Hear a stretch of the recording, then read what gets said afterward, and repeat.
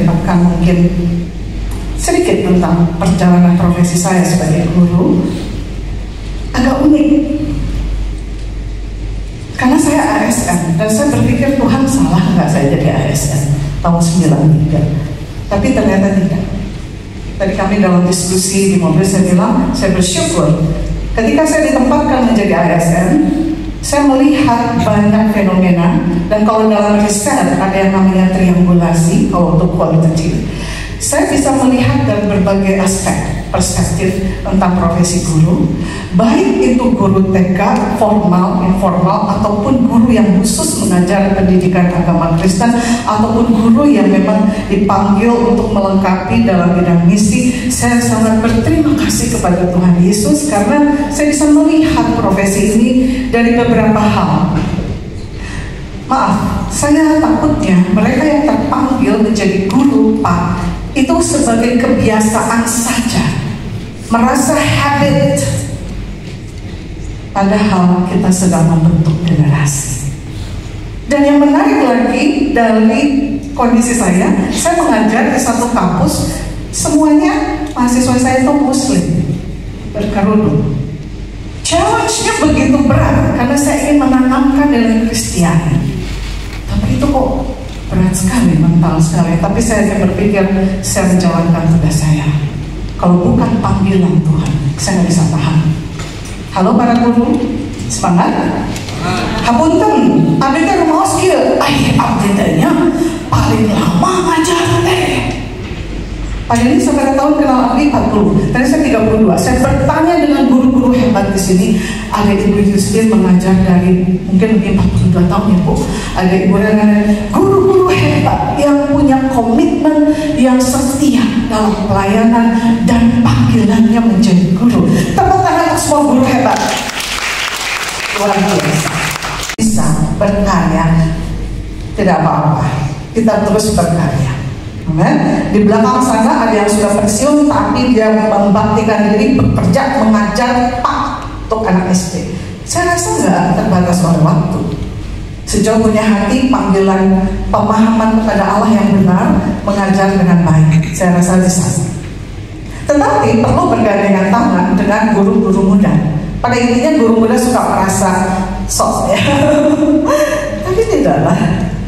Di sini ada gap antara generasi muda, generasi tua, guru tua, guru muda. Bukan menjadi jauh gapnya, tapi harus berpegangan tangan. Kita punya satu visi. Kita mau membangun generasi. Amen. Selain berikutnya, apa yang Alkitab katakan tentang panggilan menjadi guru? Kita bisa melihat Allah sebagai guru, imam, ya, orang Lewi sebagai pengajar. Ada siapa lagi?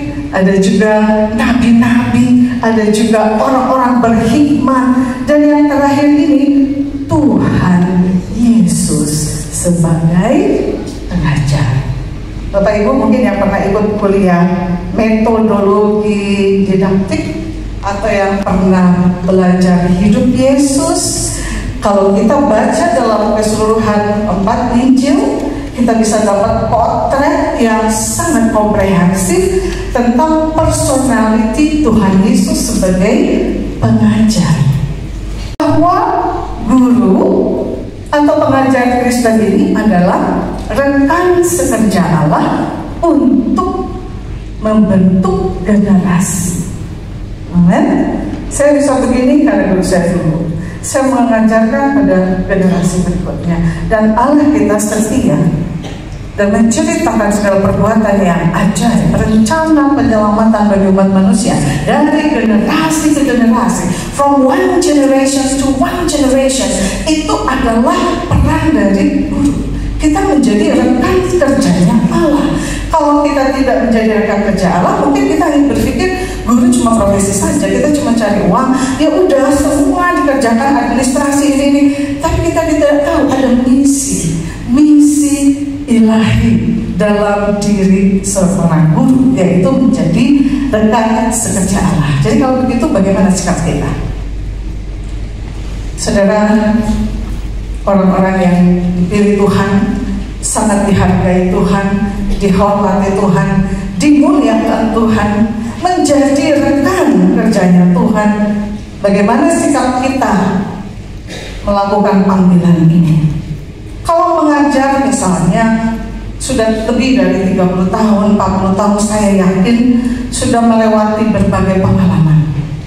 Lebih bisa dikatakan makan asam garamnya, dimarahin yayasan pernah, dimarahin kepala sekolah pernah, mungkin ada sedikit bentrok sama guru, aduh ngadepin siswa yang sulit, kurikulumnya berubah lagi, tugas-tugas administrasi terlalu berat, saya nggak punya waktu untuk menjalankan bisnis saya aja pusing, belum lagi kalau sudah berkeluarga ya, ada masalah-masalah barangkali.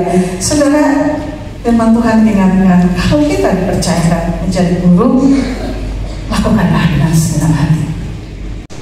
Mewariskan the truth dari satu generasi ke generasi berikutnya. Dan poin yang ini, integritas, sangat penting. Kalau guru tidak punya integritas, bagaimana dia bisa berdiri di depan dengan keyakinan dan menceritakan kebaikan Allah? Sedangkan hidupnya sendiri tidak berpadangan dengan panggilan itu, tidak sesuai dengan firman Tuhan. Integritas, kan kalau orang yang benar, yang baik itu jalannya bersih aja, kelakuannya bersih aja. Tapi kalau orang yang barangkali tidak jujur, itu bisa jalannya kan belok-belok atau kesana kesini, berliku-liku jalan si penipu. Tapi kan kalau jalan orang lurus, orang benar tuh lurus-lurus aja. Yang ya gimana tuh ya, kadang strong, kadang weak, kadang semangat, kadang enggak, kadang kuat, kadang enggak. Ini kan yang menjadi topik fokus kita dalam sesi kedua ini. Apakah kita masih memiliki panggilan menjadi guru yang kuat dan teguh? Dasar panggilan kita menjadi guru itu kuat dan teguh. Masihkah sampai sekarang? Slide terakhir, ada tantangan-tantangan mungkin, karena tantangannya sangat spesifik ini di bidang guru. Memang dunia pendidikan sekuler menjadi tantangan, kelelahan dan tekanan. Halo para guru, ini sering kita hadapi ya, capek ya, lelah. Belum tugas administrasi, belum harus meningkatkan kompetensi, belum harus mengajarnya, belum harus asesmennya, belum nanti harus perbaikannya, belum ada tekanan-tekanan. Jangan salah ya, di sekolah Kristen juga justru ada tekanan-tekanan dari orang tua juga ya. Kemudian ini yang tadi saya ceritakan, murid dengan latar belakang yang sulit, itu juga kita harus hadapi. Mungkin kita bisa tidak peduli ya, udahlah, tapi kita guru, panggilan yang luar biasa, dan kita nggak bisa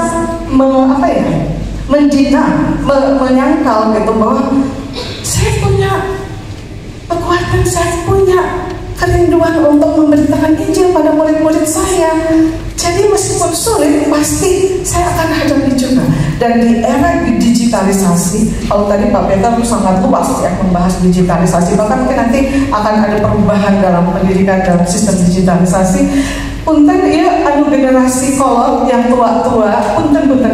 Ketika kita masa COVID waktu itu changes semua teknologi, bukankah generasi guru yang dulu tidak belajar teknologi harus belajar? Sepertinya itu tantangan juga sih. Sampai ada beberapa guru yang saya dengar dari teman saya itu harus udah aja lah pensiun dini aja. Saya nggak bisa lagi belajar komputer. Udah malas dengan kecanggihan teknologi, dengan IT, ICT, digital itu nggak bisa. Apalagi waktu itu masa COVID, semua proses perkuliahan online.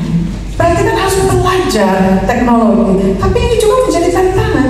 Kalau generasi Z seperti yang hadir sekarang, mungkin itu mudah saja bisa cepat teknologi. Tapi ada yang sulit ya. Dan saya bersyukur kalau guru-guru yang pengalamannya sudah banyak, tapi bertahan dengan tantangan digitalisasi era ini, kemajuan teknologi, berarti kita punya kemauan terus meningkatkan kompetensi.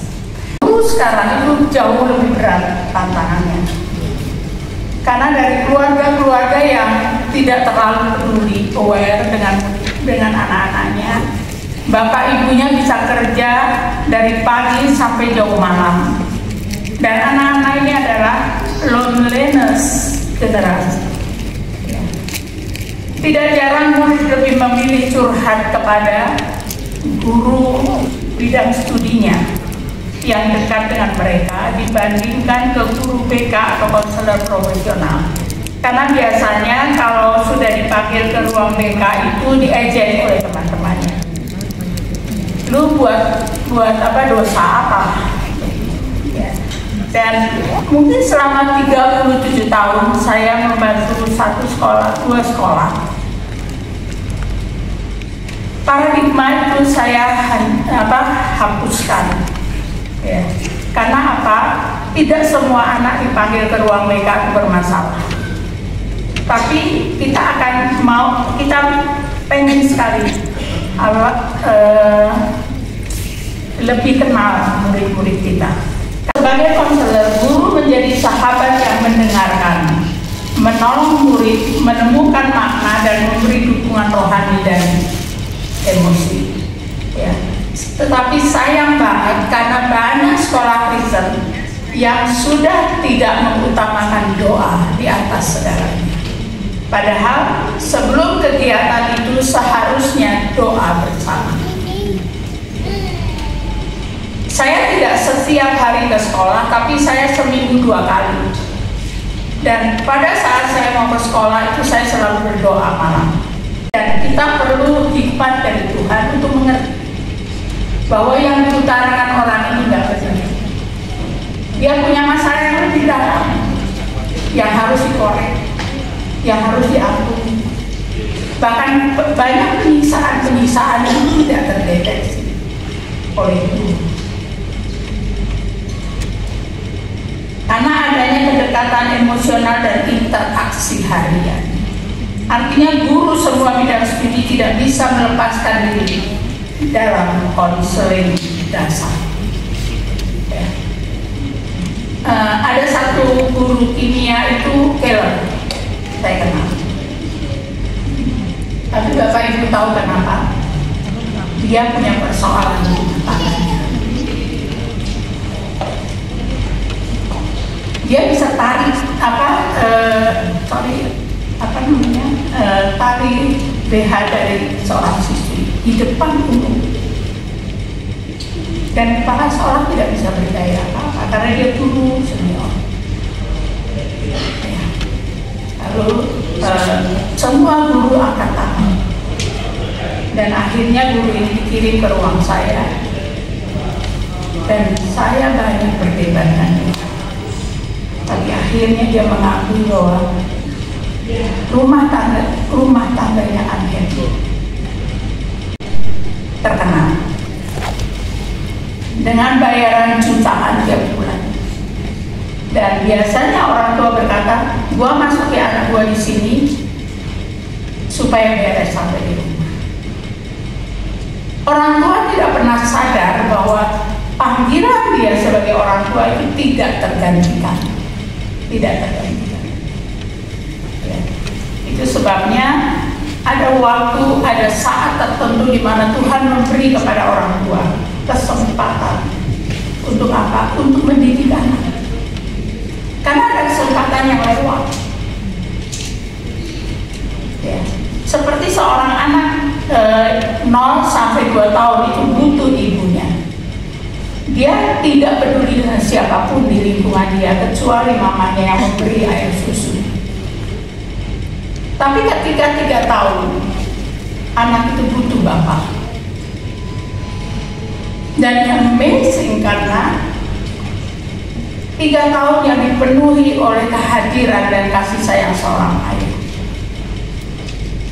anak itu akan kuat nanti menapaki masa-masa remajanya. Bapaknya nggak pernah terjun untuk memberi makan, tapi kehadirannya untuk apa? Untuk main dengan anak. Bukan main yang mahal. Kita seringkali berkata, nanti kalau punya duit bawa anak ke Tuhan, kalau punya duit bawa anak ke Siwet. Bukan itu. Anak kami yang kedua yang sudah punya anak juga sekarang. Satu saat saya bertanya kepada dia, saya berkata, "Oh, kalau satu saat Mami tanya kamu, satu saat dalam hidupmu, apa yang kamu paling ingat tentang papi?" Dia jawab apa? Dia jawab bahwa yang dia ingat adalah Pak Rudi jadi kambing, dia duduk di atasnya dan dia berdiri dan dia harus jalan. Itu bayar? Enggak. Dibayar dengan apa? Waktu. Mereka katakan ketiga, membangun tubuh Kristus dengan solidaritas dan perhatian. Satu saat saya punya siswa yang setiap hari sakit mah. Ini anak kelas 12. Bayangkan anak kelas 12 yang sudah pacaran setiap hari sakit mah. Sebelum pelajaran pertama dia sudah sakit mah. Saya berkata, ini ada yang nggak benar ini. Saya panggil wali kelasnya, saya berkata, coba kamu selidiki. Dia bilang nggak apa-apa, mungkin saya bawa aja ya anaknya ke ibu. Setelah saya bawa, saya hanya tanya, kamu kalau pergi dari rumah jam berapa? Jam sekian. Kamu sudah makan? Belum. Kenapa belum makan? Mami belum bangun. Mungkin kita bisa berkata sebagai guru, itu I don't care, itu bukan urusan saya. Tapi ini anak kelaparan. Ini yang harus dididik siapa? Orang tuanya. Saya panggil, ke wali kelas, saya berkata, Kamis depan saya ada, kamu panggil orang tuanya datang. 1 ayat 14, firman itu telah menjadi manusia dan diam di antara kita, dan kita telah melihat kemuliaannya, yaitu kemuliaan yang diberikan kepadanya sebagai anak tunggal Bapa, penuh kasih karunia dan kebenaran. Dia tinggal di antara kita. Bapak Ibu, kalau kita menjadi guru, apa tujuan kita? Kita membawa misi Allah di tengah dunia ini. Ya, saya seringkali sekarang hidup guru lumayan lah, terjamin lah ya maksud saya. Tapi zaman dulu kan kurang banget. Tapi itu Bapak Ibu percaya Tuhan tidak pernah lupa. Kalau kita melakukan kehendak Dia, mungkin sekolah itu tidak bisa menjamin apapun dalam hidup kita.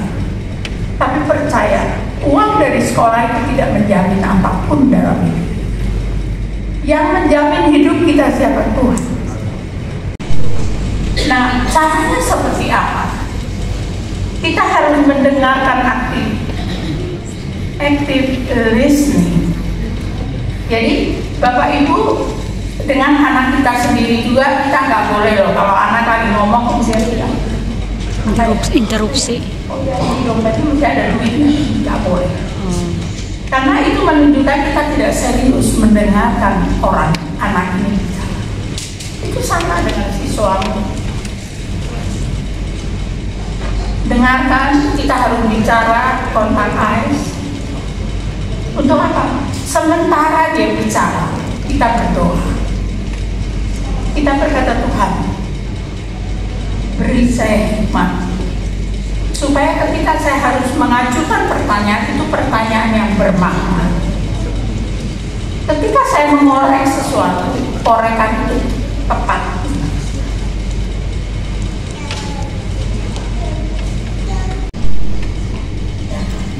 Tapi kalau kita ngajar juga hari-hari, kita nangani anak juga sesuka kita, itu milik Kristus. Bagaimana Yesus bisa empati dengan kita? Nggak bisa. Itu sama dengan kalau Anda bos. Kalau Anda lihat karyawanmu itu bekerja dengan tekun, baik, jujur, Dia sangat membela perusahaanmu. Apakah engkau diam? Saya pikir enggak. Kau akan berbuat adil kepadanya. Apalagi Kristus. Tidak. Pertanyaan terbuka dan reflektif. Kita baca Markus 10 ayat 51.